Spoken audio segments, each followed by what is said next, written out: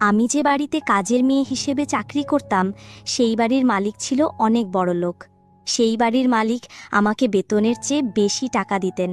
আমি মালিকের সেই রহস্য বুঝতে পারিনি, কিন্তু মালিকের কি সেই উদ্দেশ্য ছিল তা জানতে ভিডিওটি শেষ পর্যন্ত দেখতে থাকুন। বন্ধুরা, মূল ঘটনাটি শুরু করার আগে তোমাদের কাছে ছোট্ট একটা রিকোয়েস্ট। তোমরা যারা এখনও আমার চ্যানেলটিকে সাবস্ক্রাইব করনি তারা দয়া করে আমার চ্যানেলটিকে সাবস্ক্রাইব করে পাশে থাকবেন। আমার নাম শামিমা। জীবনটা আমার জন্য কখনো সহজ ছিল না। ছোটবেলায় বাবাকে হারানোর পর আমাদের ছোট্ট পরিবারে যেন আকাশ ভেঙে পড়েছিল। মা আর আমি এই দুজন নিয়ে আমাদের সংসার। কিন্তু বাবার অনুপস্থিতিতে অভাব অনটন আমাদের নিত্য সঙ্গী হয়ে দাঁড়ালো। আমার পড়াশোনাটাও মাঝপথে থেমে গেল। সংসার চালানোর মতো কেউ ছিল না, কোনো ভাই বা বোনও ছিল না যে পাশে দাঁড়াবে। এর মধ্যে মায়ের শরীরটাও দিন দিন খারাপ হতে লাগলো। নিয়মিত ওষুধ আর পথ্যের প্রয়োজন, কিন্তু তার খরচ জোগানোর মতো সামর্থ্য আমাদের ছিল না। আমার এক মামা ছিলেন, তিনিও দিনমজুর। তার নিজের সংসার চালাতেই হিমশিম খেতে হতো, তাই আমাদের সাহায্য করা তার পক্ষে সম্ভব ছিল না। একদিন মামা আমাকে ডেকে বললেন, শামিমা, এভাবে আর কতদিন চলবে? তোর মায়ের অবস্থা ভালো না। আমি একটা পথের কথা ভাবছি, যদি তুই রাজি থাকিস। আমি জিজ্ঞাসু দৃষ্টিতে তাকাতেই মামা বললেন, আমি তোকে ঢাকা শহরে নিয়ে যাই। সেখানে বড়লোকদের বাড়িতে কাজের অনেক সুযোগ আছে। রান্না বান্না, ঘর পরিষ্কারের কাজ করলে ভালো বেতন পাবে। সেই টাকা দিয়ে তোর মায়ের চিকিৎসা আর সংসারের খরচ চলে যাবে। প্রথমে আমি রাজি হতে পারিনি। অচেনা শহরে একা একটা বাড়িতে চাকরি করার কথা ভাবতেই আমার মনের ভেতরটা কেঁপে উঠছিল। কিন্তু মায়ের অসুস্থ মুখটা যখন চোখের সামনে ভেসে উঠল, তখন আর না করতে পারলাম না। আমি রাজি হয়ে গেলাম। কয়েকদিন পর মামা আমাকে নিয়ে ঢাকার উদ্দেশ্যে রওনা হলেন। বিশাল এই শহরে এসে আমি সব কিছু দেখে অবাক হয়ে গেলাম। উঁচু উঁচু দালান, হাজারো মানুষের ভিড়। মামা আমাকে এক বিশাল বাড়ির সামনে নিয়ে এলেন। দেখেই বোঝা যাচ্ছিল বাড়ির মালিক অনেক বড় লোক। গেটের দারোয়ানকে বলতেই তিনি আমাদের ভেতরে নিয়ে গেলেন। বাড়ির মালিক রিদওয়ান সাহেব, তার স্ত্রী এবং তাদের স্কুল পড়ুয়া একটি মেয়েকে নিয়ে ড্রয়িং রুমে বসেছিলেন।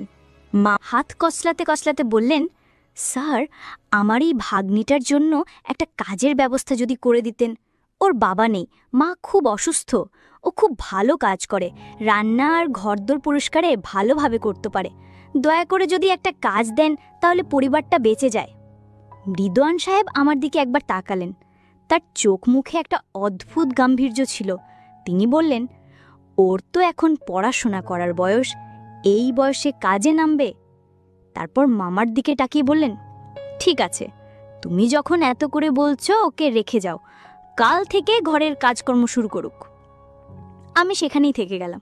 সেই বিশাল বাড়িতে আমার নতুন জীবন শুরু হলো। কিন্তু আমি জানতাম না এই বাড়িতে আমার জন্য এক বিশাল রহস্য অপেক্ষা করছে। আমার কাজ শুরু হলো। বাড়ির সবাই আমার সাথে ভালো ব্যবহার করত, বিশেষ করে ম্যাডাম আর তাদের মেয়ে সীমা। আমি আমার সাধ্যমতো সব ঘরের সব কাজকর্ম করতাম। রান্না করা, ঘর মোছা, কাপড় কাচা, সীমাকে স্কুলে যাওয়ার জন্য তৈরি করে দেওয়া। আমার কাজের একটা নির্দিষ্ট বেতন ঠিক করা হয়েছিল, ৮,০০০ টাকা।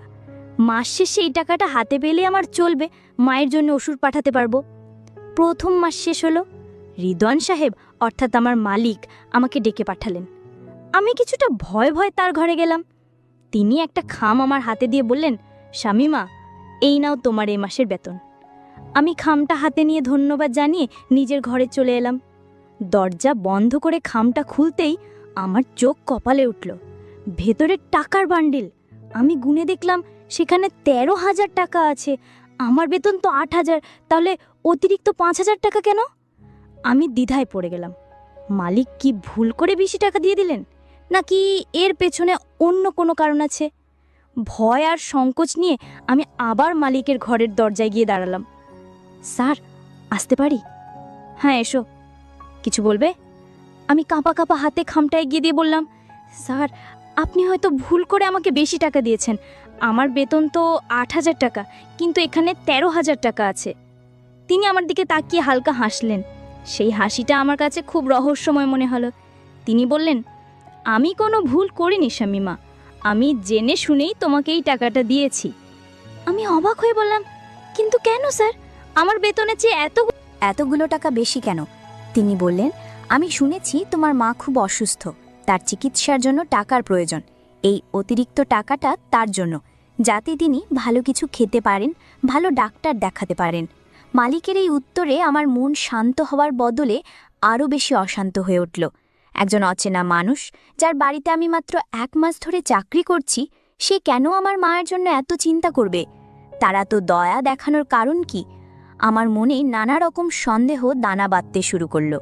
সমাজে একা মেয়েদের নিয়ে নানা রকম খারাপ কথা শুনেছি। আমার ভয় হতে লাগল। মালিকের এই দয়ার পেছনে কি অন্য কোনো উদ্দেশ্য লুকিয়ে আছে? আমি টাকাটা নিলাম, কিন্তু আমার মনটা সারাক্ষণ অজানা আশঙ্কায় ভারাক্রান্ত হয়ে রইল। পরের মাসেও একই ঘটনা ঘটল। তিনি আমাকে আবার বেতনের সাথে অতিরিক্ত 5,000 টাকা দিলেন। আমি নিতে না চাইলেও তিনি জোর করে টাকাটা দিয়ে দিলেন। আমি মালিকের এই রহস্য বুঝতে পারছিলাম না। তার এই অতিরিক্ত উদারতা আমাকে শান্তি দেওয়ার বদলে এক ধরনের ভয়ের মধ্যে ডুবিয়ে রাখছিল। দিন যত যাচ্ছিল, মালিকের অদ্ভুত রহস্য আমার কাছে আরও বেশি রহস্যময় হয়ে উঠছিল। তিনি মাঝে মাঝেই আমার ঘরের কাজের প্রশংসা করতেন। একদিন আমি কফি বানিয়ে নিয়ে গেলে তিনি বললেন, শামিমা, তুমি সত্যিই খুব ভালো কফি বানাও, তোমার হাতের রান্নাও খুব চমৎকার। তার এই প্রশংসা আমার কানে অন্যভাবে বাজত। আমার মনে হতো তিনি হয়তো আমাকে অন্য কোনো নজরে দেখছেন। আমার সন্দেহ আরও ঘনীভূত হলো এক রাতের ঘটনায়। সেদিন বেশ রাত হয়েছে, আমি নিজের ঘরে শুতে যাওয়ার প্রস্তুতি নিচ্ছিলাম। হঠাৎ আমার দরজায় মৃদু টোকা পড়ল। এত রাতে কে হতে পারে ভাবতে গিয়ে আমার বুকটা ধরফর করে উঠল। আমি ভয়ে ভয়ে দরজা খুলতেই দেখি মালিক দাঁড়িয়ে আছেন। আমার গলা শুকিয়ে গিয়েছিল। আমি কোনো মতে জিজ্ঞেস করলাম, স্যার, কিছু লাগবে? তিনি শান্ত গলায় বললেন, এত তাড়াতাড়ি ঘুমিয়ে পড়েছ? আমার একটু কফি খেতে ইচ্ছে করছিল, বানিয়ে দিতে পারবে? আমি ঢোক গিলে বললাম, জি স্যার, দিচ্ছি। আমি রান্নাঘরে গিয়ে কফি বানালাম। আমার হাত পা কাঁপছিল, নানা রকম বাজে চিন্তা মাথায় আসছিল। কফি বানিয়ে তার হাতে দেওয়ার সময় আমি তার মুখের দিকে তাকাতে পারছিলাম না। তিনি কফিটা নিয়ে শুধু বললেন, ধন্যবাদ। তারপর নিজের ঘরের দিকে চলে গেলেন। সেদিন রাতে আমার আর ঘুম হয়নি। এলো না কেন একজন মালিক এত রাতে তার কাজের মেয়ের কাছে কফি চাইতে আসবে? তার স্ত্রী তো বাড়িতেই আছেন। তাহলে আমার মন বলছিল নিশ্চয়ই কোনো অন্য উদ্দেশ্য আছে। আমি সিদ্ধান্ত নিলাম আরও বেশি সতর্ক থাকতে হবে। এর কিছুদিন পর ম্যাডাম আমাকে ডেকে বললেন, শামিমা, আমি কয়েকদিনের জন্য আমার বাবার বাড়ি যাচ্ছি, সীমাও আমার সাথে যাবে। তুমি বাড়িটার ঠিকমতো দেখাশোনা করো, কোনো অসুবিধা যেন না হয়। এই কথা শোনার পর আমার মাথায় যেন বাজ পড়ল। এই বিশাল বাড়িতে কিভাবে একা থাকব? আমি কি এই চাকরিটা ছেড়ে দেব? কিন্তু মায়ের অসুস্থ মুখের কথা ভাবতেই আমার সব সাহস হারিয়ে যেত। এই চাকরিটা আমার খুব দরকার। আমি আল্লাহকে ডাকতে লাগলাম আর মনে মনে ঠিক করলাম এই কয়েকটা দিন খুব সাবধানে থাকব। প্রয়োজন ছাড়া মানিকের সামনে যাব না, নিজের ঘরের দরজা সব সময় বন্ধ করে রাখব। আমার মনের ভেতরের ভয়টা আমি কাউকে বলতে পারছিলাম না। শুধু নীরবে সহ্য করে যাচ্ছিলাম আর দিন গুনছিলাম কবে ম্যাডাম ফিরে আসবেন। ম্যাডাম আর সীমা বাবার বাড়ি চলে যাওয়ার পর থেকেই আমার মনের ভেতরটা এক অজানা আশঙ্কায় ধুকপুক করতে লাগলো। পুরো বাড়িটা কেমন যেন নিস্তব্ধ আর ফাঁকা। এই নিস্তব্ধতা আমার ভয়কে আরও বাড়িয়ে দিচ্ছিল। আমি সারাদিন বাড়ির কাজে নিজেকে ব্যস্ত রাখতাম, যাতে অন্য কিছু নিয়ে ভাবার সুযোগ না পাই।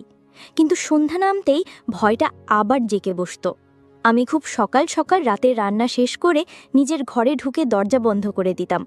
মালিক তার নিজের মতো থাকতেন। তিনি বেশিরভাগ সময় তার পড়ার ঘরে কাজ নিয়ে ব্যস্ত থাকতেন অথবা টিভিতে খবর দেখতেন। তিনি আমার সাথে খুব কম কথা বলতেন, শুধু প্রয়োজনের নির্দেশ ছাড়া। তারই চুপচাপ থাকাও আমার কাছে অস্বাভাবিক লাগত। তিনি হয়তো কোনো সুযোগের অপেক্ষায় আছেন। আমার মন সারাক্ষণ বলতো, পালা শামিমা, এখান থেকে পালা। কিন্তু বাস্তবতা আমাকে শিকল দিয়ে বেঁধে রেখেছিল। একদিন দুপুরে আমি ঘর মুছছিলাম। মালিক হঠাৎ আমার সামনে এসে দাঁড়ালেন। আমি চমকে উঠে কাজ থামিয়ে দিলাম। তিনি বললেন, এসব ভারী কাজকর্ম তোমার করতে হবে না, রাখো। আমি অবাক হয়ে বললাম, কিন্তু স্যার, এটা তো আমার কাজ। তিনি কিছুটা কঠোর গলায় বললেন, আমি যা বলেছি তাই করো।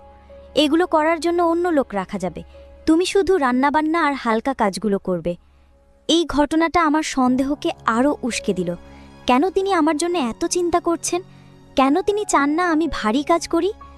আমার প্রতি তার এই দরদ আমার কাছে এক ধরনের ফাঁদ মনে হতে লাগলো। পরের 2-3 দিন আমি পারতপক্ষে তার সামনেই যাইনি। তিনি খাওয়ার সময় টেবিলে এসে চুপচাপ খেয়ে যেতেন, আমিও রান্নাঘর থেকে বের হতাম না। আমার প্রতিটি মুহূর্ত কাটছিল চরম উদ্বেগ আর আতঙ্কের মধ্যে। আমি প্রতি রাতে মায়ের কথা ভেবে কাঁদতাম আর দোয়া করতাম যেন আমার কোনো বিপদ না হয় এবং ম্যাডাম যেন তাড়াতাড়ি ফিরে আসেন। আমার কাছে মনে হচ্ছিল মালিকের ভালো মানুষের মুখোশের আড়ালে এক ভয়ঙ্কর মানুষ লুকিয়ে আছে, যে শুধু সঠিক সময়ের অপেক্ষা করছে। আমি তার সেই অতিরিক্ত টাকা দেওয়ার কারণ কি? কিন্তু ভয়ে কিছুই জিজ্ঞেস করতে পারছিলাম না। অবশেষে আমার অপেক্ষার অবসান ঘটিয়ে ম্যাডাম আর সীমা বাড়ি ফিরে এলেন। তাদের দেখে আমি যেন হাঁপ ছেড়ে বাঁচলাম। বাড়িটা আবার আগের মতো স্বাভাবিক হয়ে গেল।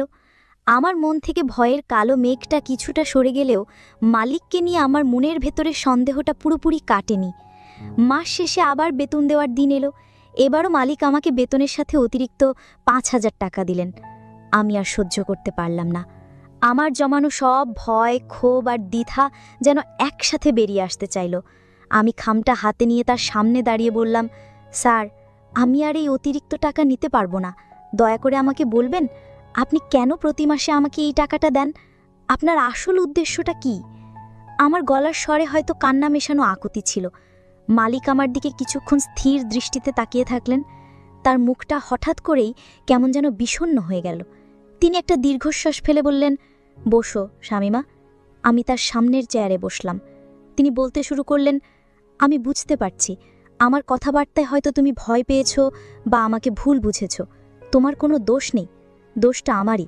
আমি তোমাকে আগে সবটা খুলে বলিনি। তিনি কিছুক্ষণ চুপ থেকে আবার বললেন, আমার মা নেই শামিমা। আমি যখন খুব ছোট তখন তিনি মারা যান। আমি বুঝতেও পারিনি মায়ের স্নেহ কি জিনিস। আমার এক ছোট বোন ছিল, নাম ছিল তার রূপা। ঠিক তোমার মতোই চঞ্চল আর মায়াবতী ছিল সে। এইটুকু বলে তিনি থামলেন। তার চোখ দুটো ছলছল করছিল। তিনি গলা পরিষ্কার করে আবার বললেন, আমাদের অবস্থাও একসময় খুব খারাপ ছিল। বাবার একার আয়ে সংসার চলত না। আমার বোনটার টাইফয়েড হয়েছিল। টাকার অভাবে আমরা তার ভালো চিকিৎসা করাতে পারিনি। বিনা চিকিৎসায় আমার চোখের সামনে বোনটা মারা যায়। সেও তোমার বয়সেই ছিল। মালিকের কথাগুলো শুনে আমার মনের ভেতরটা মোচড় দিয়ে উঠল।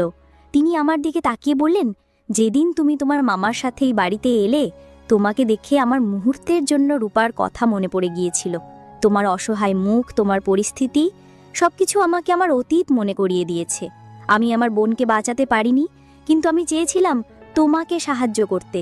আমি যখন শুনলাম তোমার মা অসুস্থ, আমার মনে হলো আমি যদি আমার বোনের জন্য কিছু করতে পারতাম। তাই আমি তোমাকে প্রতি মাসে অতিরিক্ত টাকাটা দিতাম, যাতে টাকার অভাবে তোমার মায়ের চিকিৎসা বন্ধ না হয়ে যায়। তিনি বলে চললেন, আমি তোমাকে নিচের ছোট বোনের মতোই দেখি শামিমা। আমার অন্য কোনো উদ্দেশ্য ছিল না। বিশ্বাস করো, আমি তোমাকে ভারী কাজ করতে বারণ করি, কারণ আমি চাই না আমার বোনের মতো দেখতে একটা মেয়ের কষ্ট হোক।